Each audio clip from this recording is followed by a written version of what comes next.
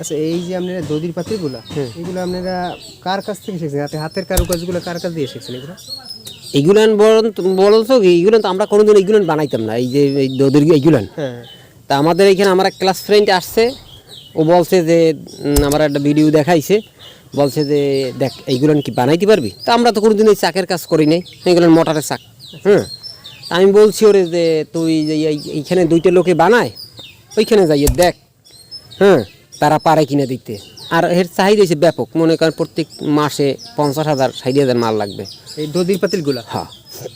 তা আমি বলছি আর 1 কেজির আছে। হ্যাঁ, আমি বলছি তা তোরা যাইয়া এটা দেখ।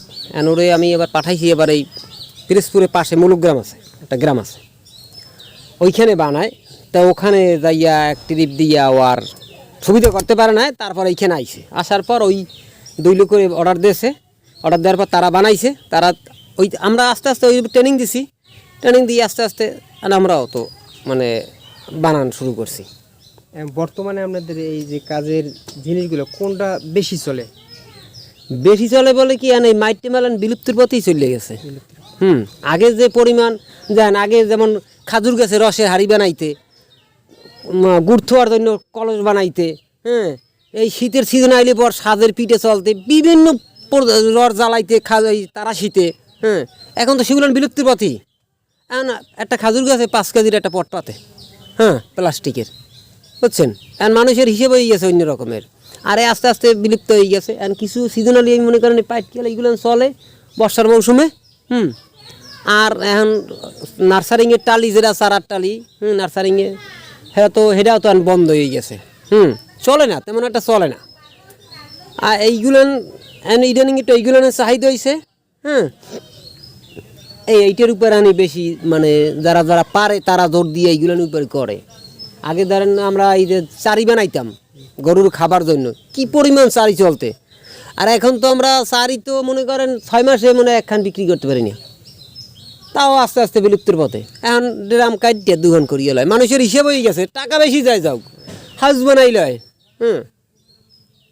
চিন্তা করে ও মাটি মাল নিলে ভেঙে যাইবে, অর্থ ইয়া 500 টাকা 1000 টাকায় কিনি, তাতেও লাভ। আচ্ছা, আপনাকে এই জায়গায় এই যে ভিডিও দেখিয়া যারা আইতে চায়, এরা কেমনে আইবে? যদি লোকেশনটা বা ঠিকানাটা কইতেন।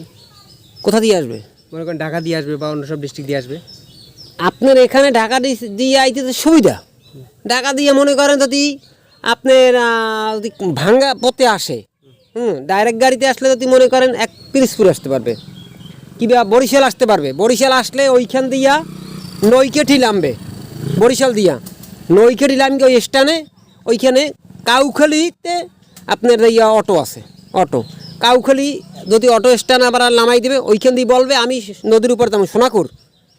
আবার রিক্সায় আপনার এই সোনাকুর ওই যে খেয়াঘাট নিয়ে আসবে, ওই খেয়াঘাট নিয়ে আসলে তো নদীর এপারে তো চলে আসবে। ওইখানে ট্রলার আছে, নৌকা আছে। আচ্ছা, আপনার সাথে যদি যোগাযোগ করতে চায়, আপনি যদি ফোন নাম্বারটা বলেন তাহলে তাকে সুবিধা হয়। ফোন নাম্বারটা আপনি বলে দেন, মুখস্থ আছে? হ্যাঁ মুখস্থ আছে, বলেন। 0173 2878 019। আচ্ছা, তাহলে ইনশাল্লাহ আপনার সাথে যোগাযোগ করবে এই মালপাতি নেওয়ার জন্য, যারা যারা ভিডিও দেখে আসবে। হ্যাঁ, আচ্ছা, ধন্যবাদ, অসংখ্য ধন্যবাদ।